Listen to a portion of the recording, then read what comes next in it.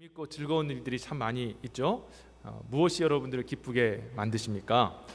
자기가 좋아하고 또 늘 관심이 있고 하는 그 일들을 우리가 하면 열정도 생기고 또 기쁨이 찾아오고 어떤 분들은 행복을 누리게 됩니다.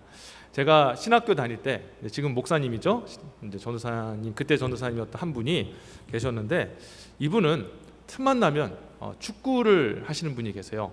신학생들이 좀 부끄러운 얘기긴 하지만 모두 다 공부만 하는 건 아닙니다. 어떤 분들은 수업 듣고 운동하러 가시는 분도 있고, 어떤 분들은 공부 안 하고 나는 기도로 승부한다고 기도하러 가시는 분도 있고요. 어떤 분들은 나는 말씀으로 승부한다 하면서 이렇게 또 공부하시는 분들이 있는데, 자, 그런데 이분은요 축구에 생명을 건 분입니다. 오죽하면은 축구공을 들고 수업을 봐요. 책은 책 어디 갔지? 근데 공은 챙겨와요. 그래서 제가 그분한테 물어봤어요. 아니 왜 이렇게 축구에 목숨을 겁니까? 그러니까 그분이 뭐라고 그랬냐면, 아니 축구가 너무 즐겁고 재밌고 행복한데 이거 어떻게 합니까? 라고 얘기를 하는 거예요. 그래서 몇몇 무리의 축구 하시는 분들이 공을 가지고 이제 반이 흩어졌는데 끝나면은 어이 어이 하면서 모여가지고 축구 차러 가요. 그래서 제가 신학교에 순간 우리 신학교에 축구부가 있었구나 이렇게 생각할 정도로 그렇게 축구를 찼습니다. 참 즐겁다는 거죠. 제가 할 말이 없었다는 거예요. 즐겁고 행복한데 제가 더 이상 무엇을 말하겠습니까? 그래서 제가 이제 미국 와가지고 그분 어떻게 지내는가 이제 페이스북을 보니까 지금은 열심히 목회를 하고 계셔요. 여러분, 우리가 이렇게 즐겁고 또 재미있고 흥미로운 일들을 할 수 있다는 것은 우리에게 참 행복을 줍니다. 그렇잖아요. 근데 이 행복을 주는데 문제가 뭐냐면 어느 순간 어느 시간이 딱 되면은 이런 순간이 와요. 이게 별게 아니구나. 이게 별것 아니네 하는 그 순간이 찾아온다라는 겁니다. 제가 처음에 말씀드렸던 그 동기 전도사님, 축구 차는 것에 생명을 둔 그 전도사님은 이제 보니까 제가 목회를 경기도의 한 지역에서 열심히 목회를 하고 계세요. 그런 것처럼 뭔가 그분에게도 변화가 있는 것 같은데, 아마 그 마음속에 축구가 그렇게 목숨 걸 건 아니구나라는 것을 아마 깨닫게 되지 않았을까요?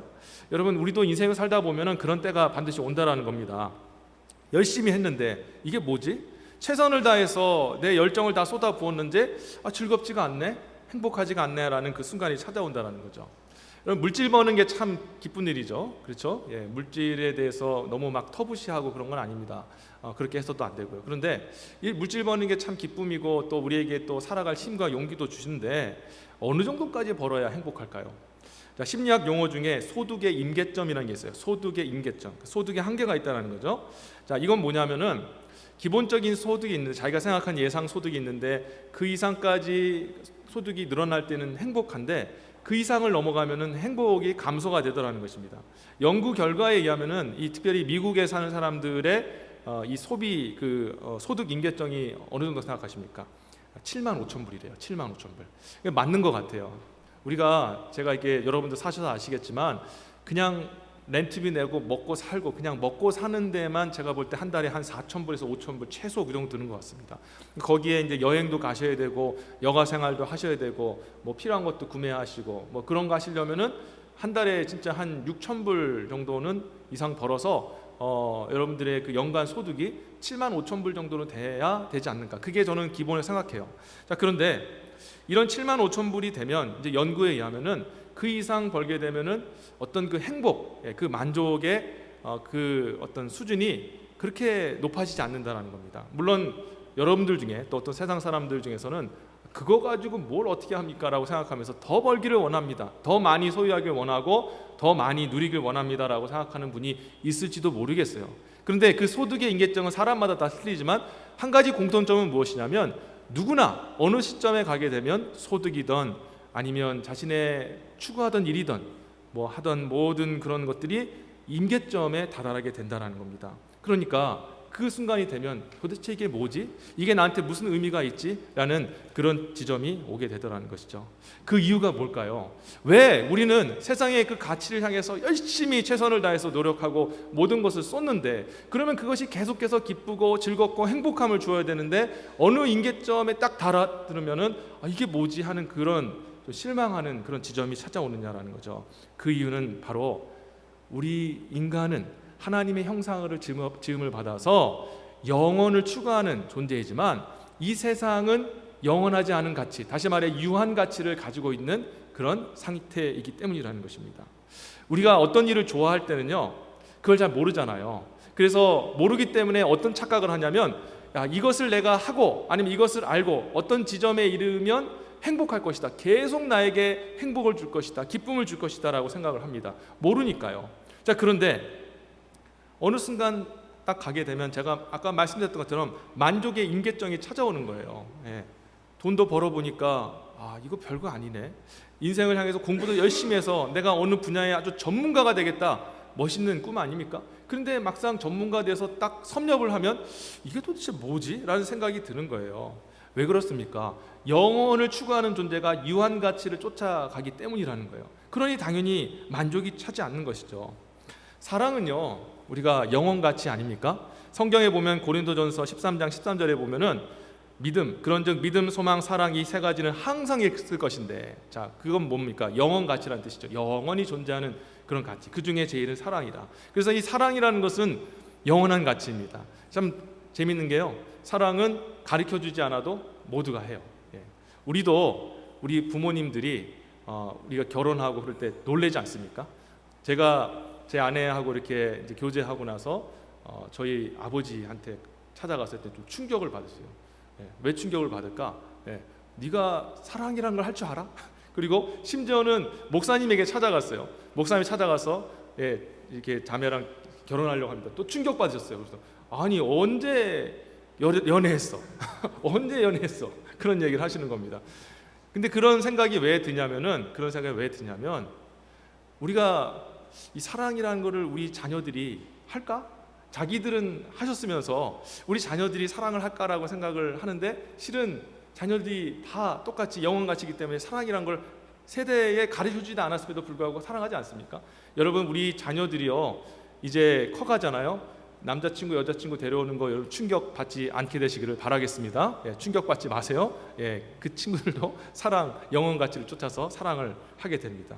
자, 그런데 우리는 그래서 사람들이 착각하는 게 뭐냐면, 사랑이라는 것은 이 영원 가치이기 때문에 사랑이라는 것은 이 영원 가치이기 때문에 영원할 것이다라고 생각하지만, 근데 막상 여러분들이 사랑을 했는데 어떻습니까? 이상하게 사랑을 했고 영원할 것 같았는데 그 사랑이 점점 식어지더라는 겁니다.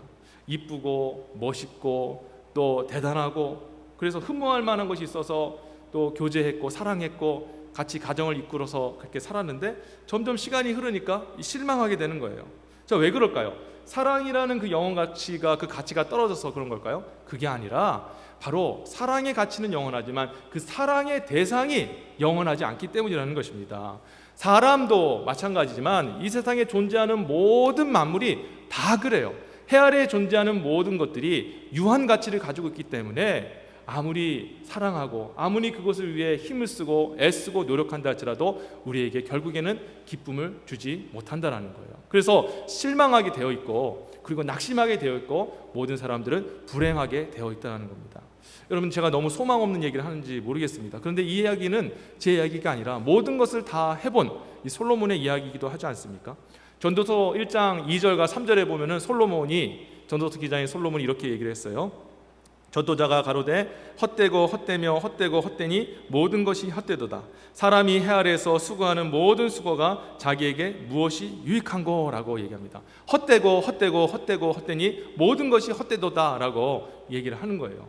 우리가 이 이야기를 들으면 우리도 할 말이 있죠. 아니, 솔로몬 당신은 왕으로서 권력이 있었고 모든 것에 대한 누릴 수 있는 그런 특별한 권세가 있지 않았습니까? 그러니 다 누리고 나서 하는 말 누가 못합니까? 저도 그러면은 이런 말 할 수 있겠습니다. 저는 다 누리지 못하니 세상 것이 너무 즐겁고 그것을 쫓는 것이 저의 기쁨이다 라고 얘기할지도 모르겠어요. 그런데 지금 이 솔로몬 전도자가 이야기하는 것은 뭐냐면, 내가 다 해봐서 기쁘다라는 그런 의미가 아니라 해 아래에 있는 모든 존재, 하나님께서 창조하신 모든 창조물들이 죄로 인해서 무엇을 잃었습니까? 영원성을 잃어버리게 되지 않았습니까? 그래서 영원 존재에서 유한 가치를 갖게 되었습니다. 유한한 존재가 되어버렸어요. 그래서 해 아래에 있는 모든 것은 다 유한한 존재입니다. 그런데 이 해 아래에 있는 그 유한 존재, 유한한 가치를 향해서 수고하는 것, 애쓰고 노력하고 힘쓰는 것이 결국에는 그 애쓰고 힘쓰고 노력하는 것이 그 잘못됐다는 게 아니라 그렇게 한들에도 마지막에는 우리에게 기쁨을 주지 못한다, 우리에게 완전한 행복을 주지 못한다라고 이야기하고 있는 거예요. 왜 그럴까요? 우리의 수고와 우리 애씀이 잘못된 것이 아니라 그것을 쏟는 대상이 문제가 있기 때문이라는 것입니다. 여러분, 그래서요, 행복하지 않게 살려면 우리는 유한 가치를 쫓아 살면 되는 거고요, 반대로 우리가 행복하게 살려면, 영원한 기쁨을 누리며 살기 위해서는 무엇을 쫓아 살아가야 될까요? 바로 무한 가치를 쫓아 살아가면 되는 줄 믿습니다. 자, 그렇다면 무한 가치는 도대체 무엇입니까? 무한한 가치를 가지신, 영원한 가치를 가지신 이는 누구십니까? 바로 하나님이신 줄 믿습니다. 전능하신 하나님, 우리를 창조하신 하나님, 모든 생명의 근원이시고 만물의 근원자이시며 또 그 크기가 위대하시고 광대하시고 깊으시고 헤아릴 수 없이 정말 광대하시고 높으신 그 하나님, 그 하나님이 무한하신 분이시며 우리의 모든 노력과 수고를 쏟을 수 있는 영원 가치를 가지신 유일한 분인 줄 믿습니다. 그래서 우리가 이 영원 가치를 사랑하게 되면 우리에게 영원한 행복이 주어진다는 것을 믿어야 된다는 거예요. 근데 왜 그게 어떻게 우리에게 기쁨을 주냐, 어떻게 행복을 주냐라는 거죠. 여러분, 이 행복의 이 원리를 좀 알면은 이게 충분히 이해가 돼요. 우리는요, 무엇인가를 할 때 언제 기쁨을 누립니까? 사람이면 사람을 알아가는 과정 속에 기쁨이 있죠. 그 사람을 잘 몰라요. 딱 봤는데 마음에 들어요. 근데 그 마음에 든 사람을 우리가 알아가면, 그 교제하는 과정을 통해서 큰 기쁨이 임하지 않습니까? 그렇지 않아요? 예. 그런데 일도 마찬가지입니다. 일도 내가 뭔가 새로운 것을 배우고 그리고 그것을 인해서 내 실력이 쌓아질 때 기쁨이 찾아오는 거죠. 그런데 또 마찬가지로 다른 어떤 가치도 마찬가지입니다. 여러분, 그 모든 것들이요, 과정 속에 기쁨이 있다는 거예요. 알아가는 과정.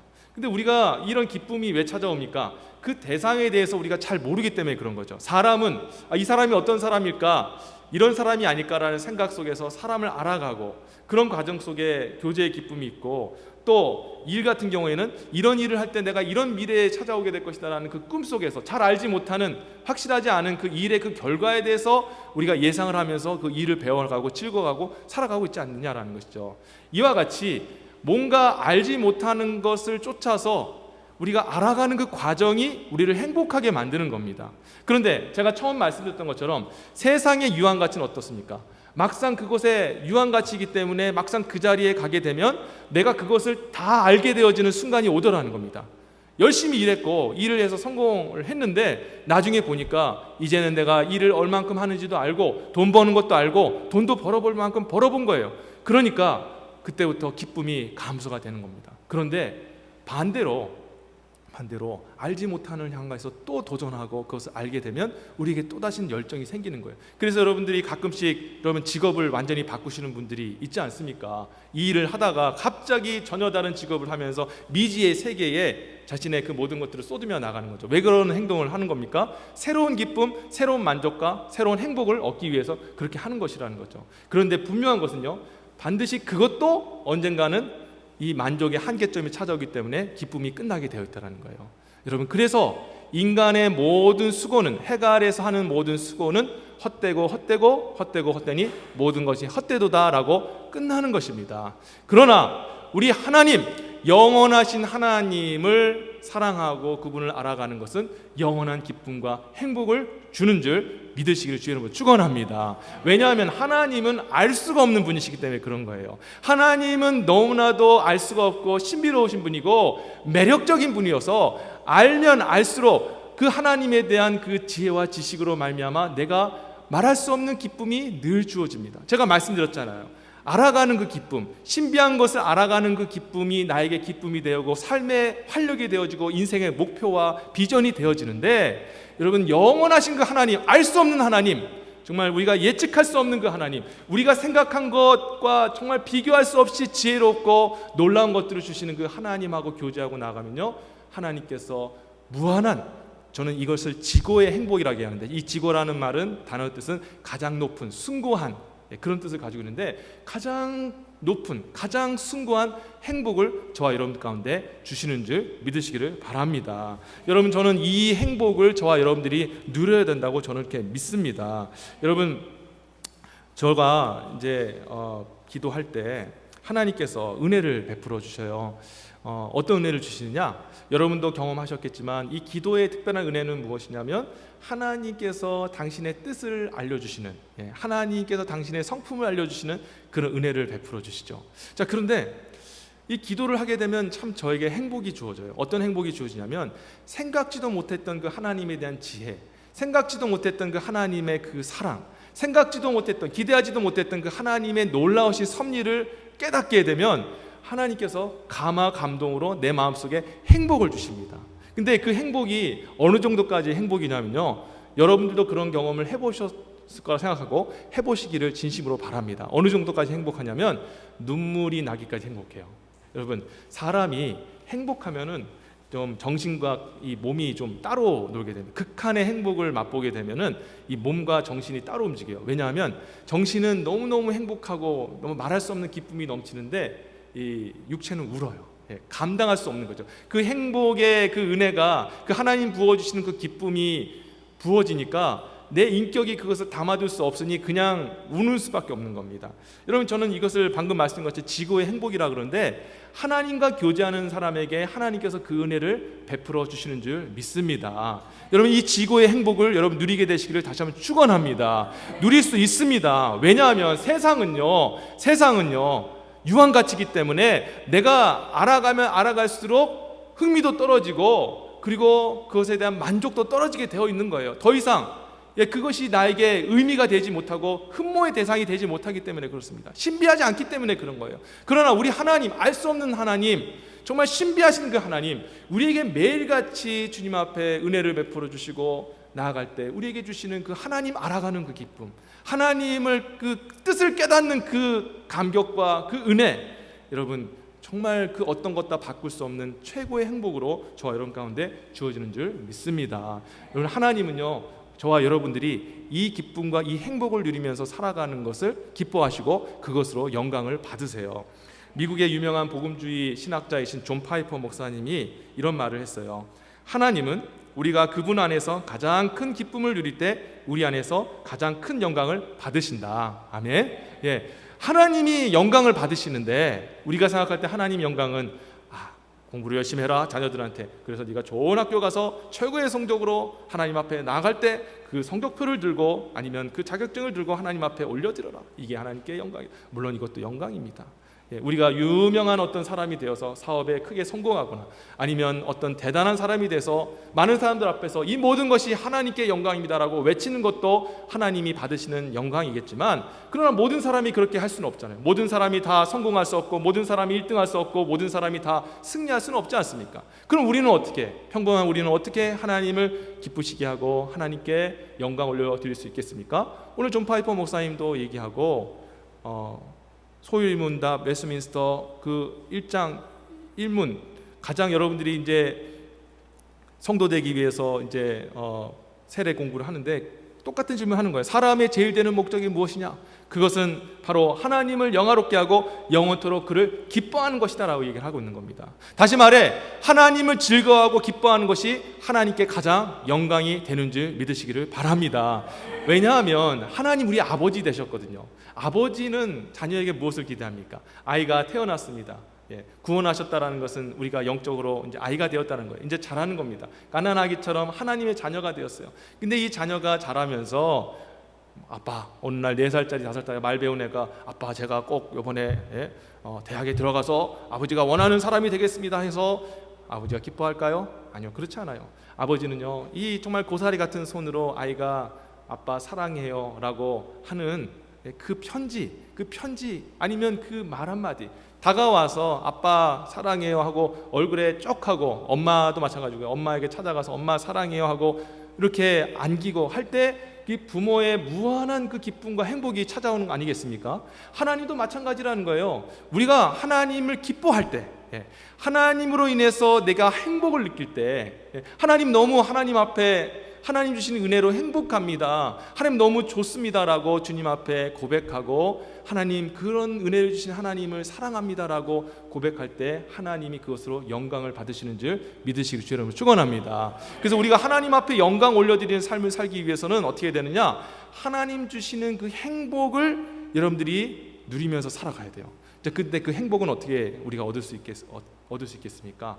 바로 그 행복은 하나님을 알아가며 하나님을 사랑할 때 그 행복이 주어지는 줄 믿습니다. 그저 주어지는 게 아니라 하나님을 알아갈 때, 여러분 결혼하신 이유가 무엇입니까? 결혼한 것이 지금의 남편, 지금의 아내를 사랑했기 때문이고 그 남편과 아내 된 사람을 내가 알아가는 그 과정이 있었기 때문에 사랑하게 되었고 사랑의 결실인 결혼까지 이르게 되지 않았습니까? 여러분, 이 과정이 있다는 것입니다. 하나님께서 저와 여러분에게 은혜를 베풀어 주십니다. 그러나 그 은혜가 자동적으로 여러분에게 하나님의 그 사랑을 여러분들이 하나님께 드리게끔 만들어주진 않아요. 여러분들이 결단하면서 하나님을 사랑하는 마음으로 하나님 앞에 나아가야 합니다. 하나님을 알아가려고 힘쓰고 하나님의 뜻을 구하기 위해서 하나님 앞에 나아가는 여러분들의 노력도 함께 가야 하나님께서 부어주시는 거예요. 왜냐하면 하나님은 저와 여러분들을 로봇으로 만들지 않았거든요. 하나님과 교제하도록 자유의지를 주어서 하나님 앞에 자유의 의지를 가지고 하나님과 함께 교제하기 위해서 하나님께서 지으셨다라는 것을 아셔야 합니다. 그렇기 때문에 하나님께서 저와 여러분에게 은혜 주실 때, 그 행복을 주실 때 우리는 하나님을 더욱더 사랑하고 하나님 앞에 나아가기로 여러분 결단하셔야 되는 거예요. 오늘 잠깐 본문을 돌아와서 보시면요, 오늘 본문 읽으신 본문은 여호수아가 이스라엘 백성들에게 유언을 하는 장면이 나와 있습니다. 자, 11절부터 13절 내용을 잠깐 제가 요약해서 말씀드리자면, 여호와 하나님께서 너희를 이끌고 요단강을 건너게 하셨고 가나안 땅에 있는 사람들을 다 쫓아내셔서 이 땅을 너희에게 주셨다. 왕벌을 보내셔서 그 강국이었던 아모리의 두 왕들을 쫓아내 주셨고, 너희가 그로 인해서 칼과 활로 너희가 승리한 것이 아니라 오직 하나님의 능력으로 승리하였고, 그로 인해서 너희가 갈지 않았던 밭을 얻게 되었고 짓지 않았던 성읍도 얻게 되었으며 또 심지어는 너희가 심지 않았던 그 모든 열매까지 주셨다. 자, 그러면서 이제 14절에서 여호수아가 이런 하나님의 은혜를 우리가 안다면, 자 14절 보시면, 그러므로 이제는 여호와를 경외하며 성실과 진정으로 그를 섬길 것이라. 너희 열조가 강 저편과 애굽에서 섬기던 신들을 제하여 버리고 여호와만 섬기라 라고 얘기를 합니다. 이건 당연한 얘기죠. 하나님이 너희한테 이렇게 은혜를 베풀어 주셨으니까 너희가 하나님 앞에 이제 섬기는 삶을 살아야 된다라고 얘기를 하고 있습니다. 자, 그런데 여기서 끝나면은 된 거예요. 하나님이 은혜 베풀어 주셨으니까 섬겨라, 네 알겠습니다 하고 끝났으면 되는데, 여호수아가 15절에서 뭐라고 얘기를 하냐면, 만일 여호와를 섬기는 것이 너에게 좋지 않게 보이거든 너희 열조가 강 저편에서 섬기던 신이든지 혹 너희에 거하는 땅 아모리의 사람의 신이든지 너희 섬길 자를 오늘날 택하라. 오직 나와 내 집은 여호와를 섬기겠노라 라고 그렇게 고백하고 있어요. 이게 무슨 말일까요? 내가 너희들한테 다 얘기한다. 여호수아가 이제 이스라엘 백성 얘기하는 겁니다. 하나님 우리에게 은혜 베풀으셨다. 인정하지? 예, 인정합니다. 하나님께서 우리에게 은혜를 주셨다. 자, 그런데 은혜를 주셨다고 해서 너희가 자동적으로 하나님을 사랑하게 되는 건 아니야 라고 얘기를 하는 거예요. 하나님을 섬겨야 하는 것, 그 명분은 분명히 있는데 그 명분이 너희에게 주어졌다고 해서 내가 스스로 하나님을 섬기는 거 아니야 라고 얘기를 하는 겁니다. 하나님을 사랑하고 하나님을 섬기는 것은 결단하는 거야. 너희가 그 의지를 가지고 하나님 앞에 나와야 되는 거야 라고 이야기를 하고 계신 거예요. 여러분, 여기 보시면요, 뭐라고 얘기하고 있습니까? 하나님 은혜 베풀어 주셨는데 너희가 선택하라는 거예요. 지금 너희가 살고 있는 가나안 땅, 쫓아내지 못한 그 우상을 섬기는 자들이 옆에 있는데 만약에 그들이 섬기는 신이 좋으면 그들을 택하라. 그러나 여호와 하나님이 너에게 은혜 주신 하나님이고 그 은혜가 마땅하다고 너가 믿고 여호와를 신뢰한다면 여호와를 선택하라 얘기하고 있는 거예요. 이것은 오늘날 신앙생활하는 저와 여러분들에게 똑같이 말씀하는 겁니다.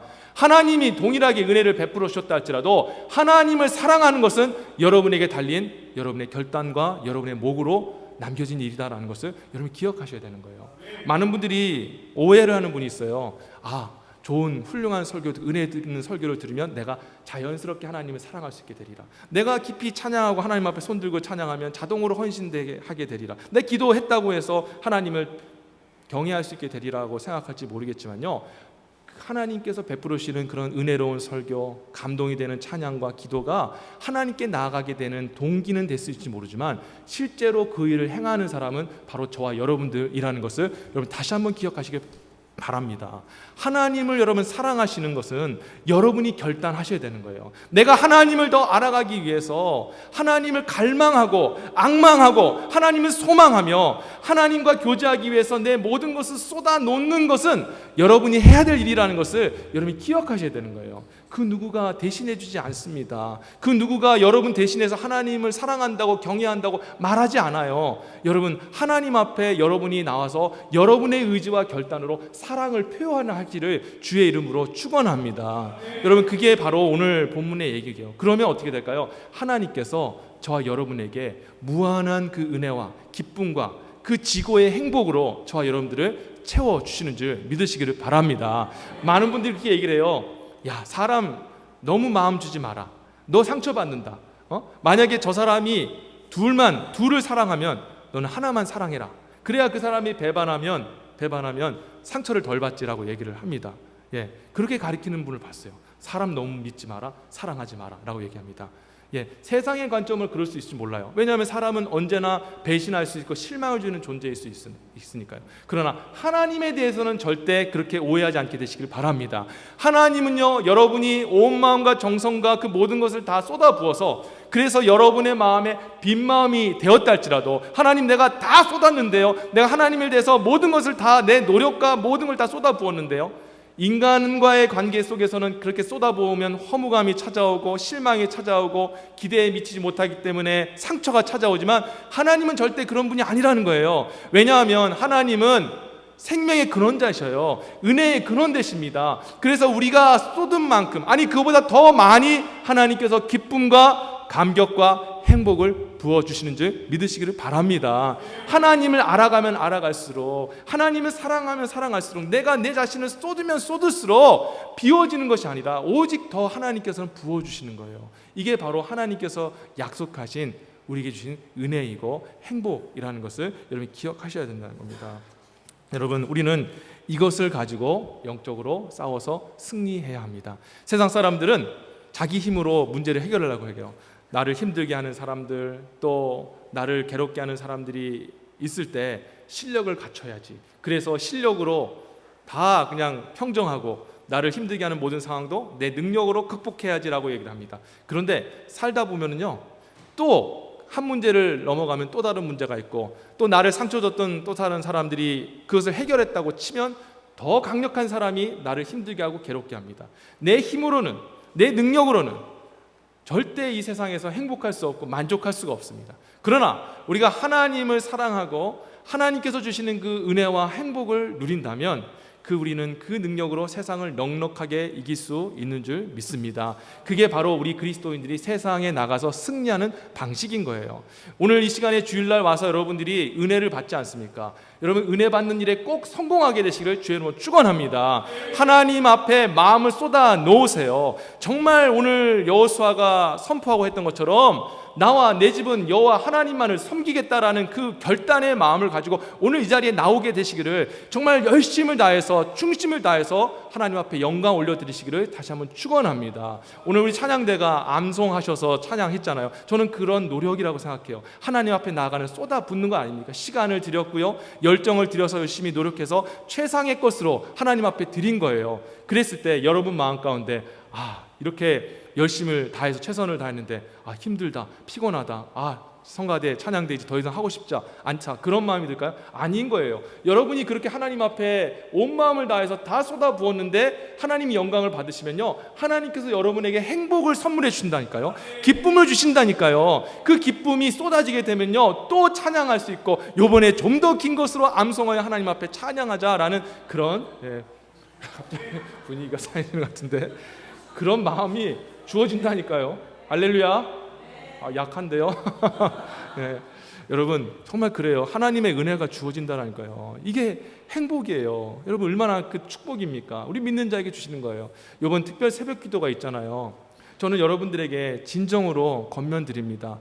여러분의 하나님을 향한 사랑을 새벽 기도의 나옴으로 표현해 주시기를 진심으로 바랍니다. 예, 여러분 새벽 기도 여러분 안 나올 수도 있어요. 예, 그냥 주무셔도 돼도 하나님이 여러분들에게 나타나가지고 너 왜 특별 새벽 기도인데 안 나왔어? 그러면서 정죄하지 않으세요. 그거 안 나온다고 해서 구원 못 받는 거 절대 아닙니다. 그런데 여러분 피곤한데 내가 시간이 정말 회사 가기도 참 아찔하고 또 아침에 일어나면 너무 피곤하고 내 일주일의 삶이 무너지고 컨디션이 무너진다 할지라도 그것을 하나님 앞에 드리는 것이 바로 하나님 앞에 우리가 마음을 쏟는 거예요. 그런다고 해서 지칠까요?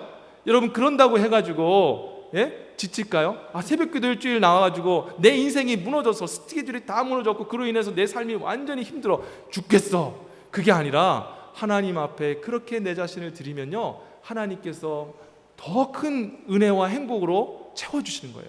더 많은 헌신을 할 수 있도록 하나님께서 힘을 주시는 줄 믿으시기를 바랍니다. 제가요 어제 우리 다니엘 선교회가 와서 다음 주에 이번 주 금요일 날 있을 우리 헌신 예배를 연습을 하는 걸 보았어요. 너무 감동을 받았어요. 감동을 받았는데 뭐에 감동을 받았냐면 5시에 모여서 7시 반까지 더 연습했죠. 제가 알기로는 한 7시 반 정도까지는 최소, 제가 그때 집에 갔으니까 그때까지 연습하고 있었어요. 근데 저는요 우리 다음 세대 젊은 청년들인데 우리 좀 어르신들이 좀 배웠으면 좋겠어요. 이런 부분은 우리가 다 젊으니까 못한다 그런 게 아니라 저는 참 감동이 되더라는 거예요. 한 번에 그 하나님께 드리는 그 헌신 예배를 드리기 위해서 모여서 연습을 해요. 연습을 2시간 반 동안 하는 거예요. 그냥 이 친구들 다 보면 찬양 대원이들이고 탁 하면 척하고 나오는 친구들입니다. 그런데 최선을 다해서 그 한 번의 예배를 드리기 위해서 연습을 하는 걸 본 거예요. 지치겠죠, 피곤하겠죠. 그런데 그렇지 않다라는 거예요. 이 친구들이 연습하고 우리 이 젊은 세대들이 하나님 앞에 드릴 때 더 충만함으로 하나님께서 부어주신다는 것입니다. 성도 여러분, 우리 모든 성도님들이 다 그런 능력을 가지고 살아가게 되시길 다시 한번 축원합니다. 느헤미야 8장 10절에 보면 느헤미야 선지를 통해서 하나님 이렇게 말씀하셨습니다. 근심하지 말라. 여호와를 기뻐하는 것이 너희의 힘이니라. 아멘. 하나님을 기뻐하시는 것, 하나님이 부어주시는 그 기쁨과 감격과 행복이 여러분의 힘이 되는 줄 믿으시기를 다시 한번 주의 이름으로 축원합니다. 이제 말씀을 제가 맺도록 하겠습니다. 신학교에 다닐 때 축구에 목숨을 걸었던 그 전도사님, 지금 목사님인데 그분은 이제는 하나님께 생명을 걸고 하나님 말씀 전하는데 목숨을 거는 사람이 되었습니다. 왜냐하면 축구 차는 것보다 여호와 하나님을 알고 또 경외하고 선포하는 것이 더 영원한 기쁨을 준다는 것을 알았기 때문이죠. 여러분들에게는 어떠한 마음의 사랑이 있습니까? 어떠한 마음의 행복이 있습니까? 혹시 세상에 썩어질 유한한 가치를 쫓아서 그것을 향해 달려가십니까? 아니면 영원한 행복을 주시며 무한히 우리에게 부어주시는 신비하신 흠모할 대상이신 하나님을 사랑하는 마음으로 여러분 행복하십니까? 오늘 이 시간에 여호수아의 고백처럼 저와 여러분들이 하나님만을 더 사랑하겠다고 결단하시는 저와 여러분 되시길 바랍니다. 온 마음을 다해서 하나님을 사랑하고 쏟아 부어도 더 많은 것으로 부어주시는 그 하나님을 우리가 기대하면서 그 주신 그 하나님의 은혜로 세상에 나가 싸워서 승리하여 하나님 앞에 영광 올려드리는 저와 여러분 되시기를 주 예수의 이름으로 축원합니다. 아멘. 기도하겠습니다. 하나님 감사합니다. 오늘 하나님을 알아감의 그 기쁨, 아버지 하나님을 사랑할 때 주어지는 그 행복을 아버지 알게 하심을 감사드립니다. 세상은 우리가 집착하고 또 집중하고 또 그것을 위해 살아갈 때 언젠간 실망을 주고 우리를 낙심케 하지만 영원한 존재이시며 영원같이 되시는 우리 하나님을 사랑하면 절대 우리 영혼은 메마르지 아니하고 하나님 베풀어 주시는 그 은혜로 우리가 늘 행복할 줄 믿습니다. 하나님 우리 성도님들에게 이 하나님 사랑하는 행복을 회복시켜 주옵시고 그 사랑하는 그 행복으로 말미암아 세상에 나가 싸워서 승리할 수 있도록 도와주시옵소서. 오늘도 하나님 이 말씀으로 마음속에 새기게 하시고 특별히 우리가 하나님 앞에 이번 주 헌신으로 올려드리려고 합니다. 특별 새벽 기도가 있으며 또 우리 또 다니엘 선교회 헌신배가 있는데 함께 같이 참여함으로 하나님 앞에 마음을 드리고 더 크신 하나님의 은혜를 체험받는 복된 시간 되게 하여 주옵소서. 감사하고 이 모든 말씀 우리 주 예수 그리스도 이름으로 기도드립니다. 아멘. 자, 우리 일어나셔서 같이 찬양하겠습니다. 우리 주께 더 가까이 가기를 원합니다. 더 주님 알기를 원합니다. 지금 있는 이 모습이 아니라 더 하나님 앞에 나아가고 하나님 알기를 원하고 내 마음을 더 쏟기를 원합니다. 그럴 때 신비하신 하나님, 흠모할 만한 정말 그 크신 은혜를 가진 하나님이 여러분을 채워주시고 내 평생에 주님만을 섬기며 주님으로 말미암아 행복한 삶을 살게 될 줄 믿습니다. 우리 같이 기도하는 마음으로 주께 가까이 갑니다. 찬양하겠습니다. 주께 가까이 날 이끄소서. 간절히 주님만을 원합니다. 세워주소서. 주의 사랑을 진정한 찬양 드릴 수 있도록 다시 한번 주께 가까이 날 이끄소서. 온전히 내 님만을 원합니다. 채워주소서.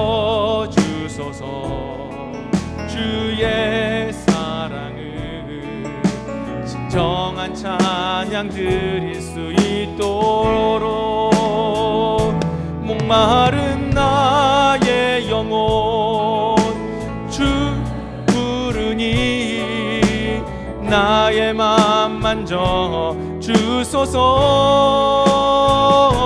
주님만을 원합니다. 더 원합니다. 나의 맘 만져 주. 다시 한번 처음부터요. 주께 더 가까이 주께 가까이 날 이끄소서. 간절히 주님만을 원합니다. 채워주소서. 주의 사랑을 진정한 찬양 드릴 수 있도록 목마른 나의 영혼 주를 부르니 나의 맘 만져 주소서. 주님만을 원합니다. 더 원합니다. 나의 맘 만져 주소. 목마른 나의 영혼 목마른 나의 영혼 주를 부르니 나의 맘 만져 주소서. 주님만을 원합니다. 더 원합니다. 나의 맘 만져 주. 목마른 나의 영혼 주님의 사랑으로 목마른 나의 영혼 주를 부르니 나의 맘 만져 주소서. 주님만을 원합니다. 더 원합니다. 나의 맘 만져 주. 우리 작은 소리로 목마른 나의 영혼 주를 부르니 나의 맘 만져 주소서.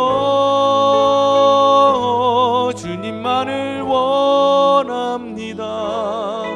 더 원합니다. 나의 맘 만져 주소서. 성도 여러분, 기도하겠습니다. 세상의 그 어떤 가치든 사람이든 그 대상이 유한하면요 사랑도 식어지게 되어 있어요. 여러분, 그래서 우리는 영원한 가치, 우리에게 영원한 행복을 주시는 정말 무한하신 분, 흠모할 만한 분, 그리고 영원하신 분을 사랑해야 될 줄 믿습니다. 그분은 오직 세상에 성부, 성자, 성령, 삼위 하나님밖에 없습니다. 여러분, 이 시간에 우리의 모든 행복은 하나님을 사랑하는 데 있다는 것을 고백하면서 하나님, 내가 하나님 앞에 모든 것을 다 쏟아내서 하나님 사랑하게 하여 주옵소서. 그리할 때 내가 쏟은 것보다 더 많은 행복과 기쁨과 만족으로 채워주실 그 하나님을 기대하고 그 힘으로 살아가기를 소망하며 우리 시간에 하나님 앞에 결단하면서 하나님 사랑합니다, 하나님 경외합니다, 하나님 앞에 내 자신을 드립니다 고백하며 나가겠습니다. 하나님 아버지 감사합니다. 오늘 이 시간에 은혜 베풀어 주시기를 간절히 원합니다. 우리 하나님 열정을 부어 주시옵소서. 하나님 아버지여 주님, 세상 것은 아버지여 수고하고 애쓰고 땀 흘려도 하나님 결국에는 우리를 허망하게 만들지만 하나님 아버지여 영원하신 하나님은 우리가 모든 수고와 모든 열정과 모든 에너지를 쏟아부어도 아버지 행복하고 만족할 수 있는 줄 믿습니다. 아버지 하나님, 오늘 시간에 하나님 앞에 영광 돌리며 아버지 주님 앞에 나아가오니 아버지 우리 성도님들에게 은혜를 베풀어 주옵시고 아버지 주님을 더 갈망케 하여 주옵소서. 주님을 앙망하는 마음을 허락하여 주옵소서. 최선을 다하여 자신의 모든 것을 다 쏟아놓을 수 있는 아버지 우리 성도들 되게 하여 주옵소서. 아버지 하나님, 주님 사랑하기를 원합니다. 주님, 우리의 모든 열정을 주님 앞에 드리길 원합니다. 하나님, 정말 내 모든 것을 쏟아도 아버지 하나님 더 부어주시고 내 모든 것을 다 하나님 앞에 소진하여도 아버지 하나님 그보다 더 많이 채워주실 아버지 그 신비로우신 하나님, 아버지 하나님 아는 그 지혜, 아버지 하나님 아는 그 지식, 그 십자가의 은혜, 아버지 그것이 우리의 삶의 힘이 되어지고 원동력이 되게 하여 주옵소서. 하나님, 우리 성도님들에게 은혜 베풀어 주옵시고 아버지 그 행복으로, 그 지고의 행복으로, 그 지고의 만족으로 살아가게 하여 주옵소서. 하나님, 우리에게 은혜 베풀어 주시고 주님께 영광 돌리며 주님만을 찬양하며 나가길 원합니다. 하나님, 붙잡아 주옵소서. 주님 붙잡아 주옵소서. 아버지, 우리가 세상을 살아가면 아버지 하나님 유한한 가치로 인해서 얼마나 많이 실망했습니까?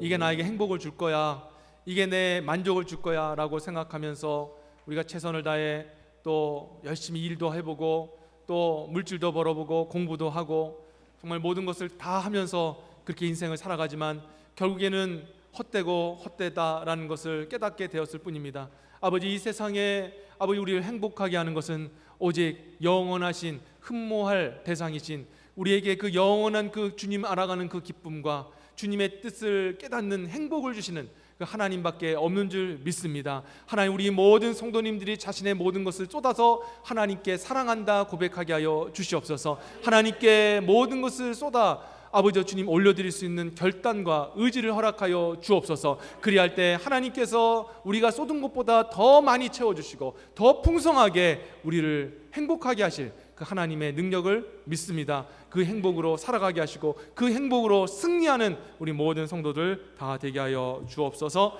여호와께서는 내게 복을 주시고 너를 지키시기를 원하며 여호와께서는 그 얼굴을 내게로 비추사 은혜 베푸시기를 원하며 여호와께서는 그 얼굴을 내게로 향하여 드사 평강 주시기를 원하노라.